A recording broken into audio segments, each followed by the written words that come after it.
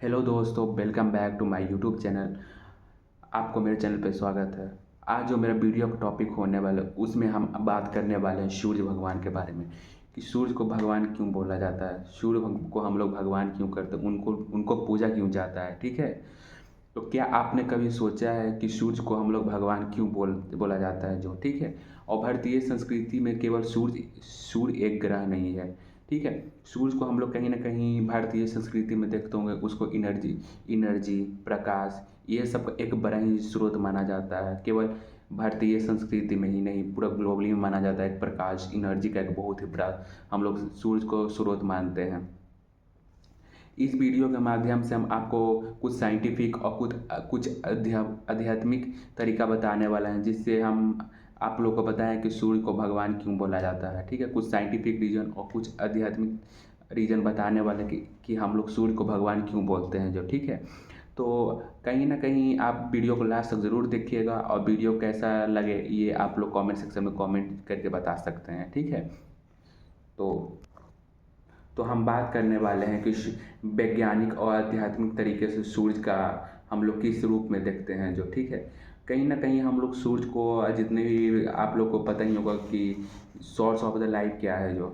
Source of the life हम लोग कहीं ना कहीं सूरज को बोल सकते हैं। साइंटिफिक तरीका ये है कि सूर्य को हम लोग सोर्स ऑफ द लाइफ बोलते हैं, क्योंकि सोर्स ऑफ द लाइफ का मतलब होता है कि हम लोग क्या चीज़ में आते हैं। हम लोग सिंपल सी बात, हम लोग ऑटोट्रॉपिक में, हम लोग हेट्रोट्रॉपिक में आते हैं। ओके, और जो प्लांट, जितने भी प्लांट हो गए हैं, पौधा हो गए हैं, छोटे छोटे से प्लांट पौधा, ये सब आते हैं ऑटोट्रॉपिक में।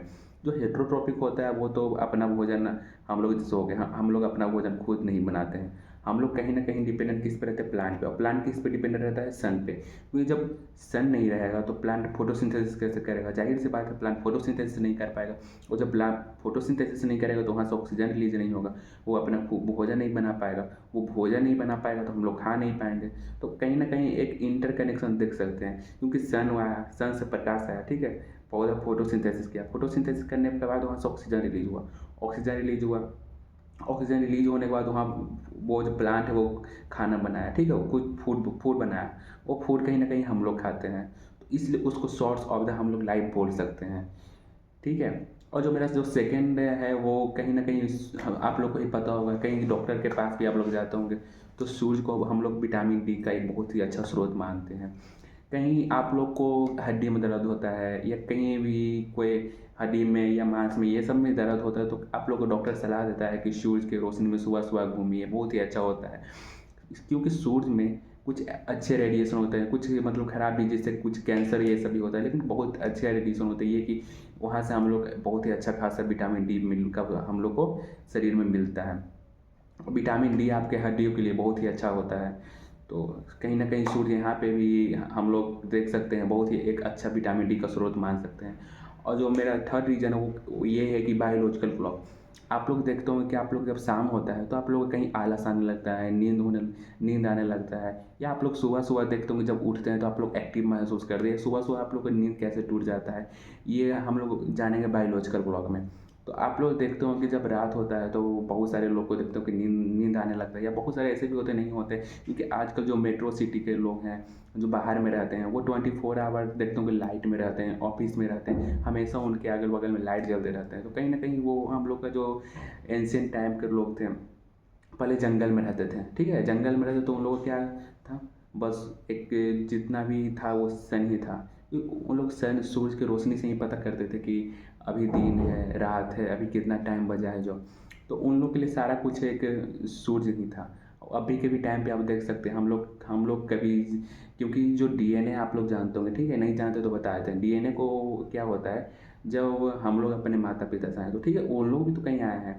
तो डीएनए कहीं ना कहीं एक फॉर्म से दूसरे फॉर्म में ट्रांसफ़र होता है, और हल्का हल्का थोड़ा थोड़ा वेरिएशन आता है, ज़्यादा नहीं। वेरिएशन आने में भी बहुत साल लगता है। ठीक है, एक म्यूटेशन होता है, तो वो मैं अगली वीडियो में वो कवर करूँगा। अभी वीडियो ज़्यादा लंबा हो जाएगा। ठीक है, तो कहीं ना कहीं हम लोग उसको बायोलॉजिकल क्लॉक भी सूर्य को बोल सकते हैं।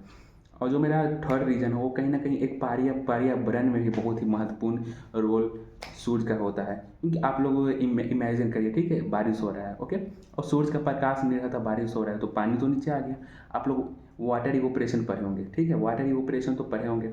क्योंकि जब पानी फिर बारिश पड़ी है तो वो पानी तो ज़मीन पे ही है, वो वाटर इवोपरेट कैसे होता है, सूरज का जो हीट रहता है उसी से तो वो पानी को इवोपरेट करता है ना। जब पानी को इवोपरेट करता है तो वो उससे ऊपर जाता है, फिर पूरा उसका एक साइकिल होता है।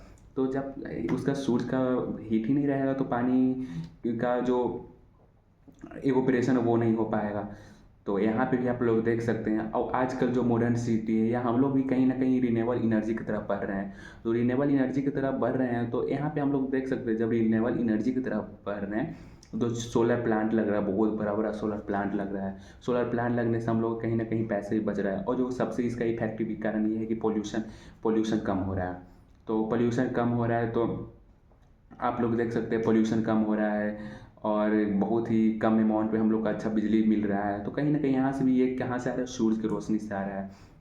और आप लोग कुछ एंशियंट तरीका में देखेंगे, जैसे हम लोग सूर्य नमस्कार करते हैं ये सब, तो कहीं ना कहीं हमारा ये संस्कार भी दिखाता है। सूर्य नमस्कार ये सब कहीं ना कहीं हम लोग का संस्कार दिखाते हैं कि हम लोग का पहले संस्कार किस तरह का था जो। और तो यही सब कारण था, और भी बहुत कारण है, लेकिन वीडियो लंबा हो रहा है इसलिए मैं पार्ट 2 में कवर करूँगा, ठीक है।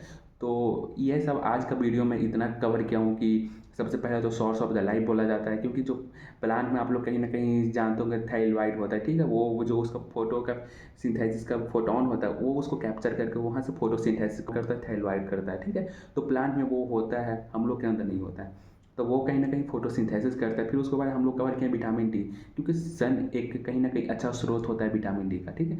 फिर मैं थर्ड पॉइंट कवर किया था कि कैरकेडियन रेट मतलब बायोलॉजिकल क्लॉक उसको हम लोग बोलते हैं, ठीक है। और जो चौथा का मैं किया था, अभी के मॉडर्न टाइम पे बहुत ही पर्यावरण में जो आप लोग देख रहे हैं कि चेंजेस आ रहा है, ई रिक्शा आ रहा है, सारा किससे आ रहा है आप लोग जानते ही होंगे।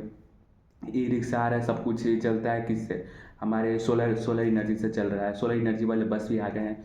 तो कहीं ना कहीं हम लोग, इसलिए हम लोग यहाँ से भी आप लोग देख सकते हैं।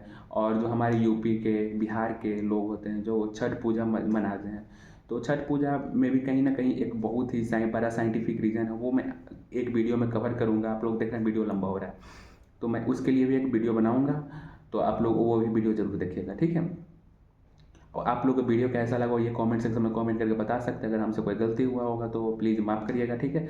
और अगर कुछ सुधारना है वीडियो में तो आप लोग कमेंट सेक्शन में कमेंट करके बताइए, और वीडियो कैसा लगा ये भी ज़रूर बताइएगा, ठीक है। तो मिलते हैं हम लोग नेक्स्ट वीडियो में। थैंक यू, आज के लिए इतना ही, बाय।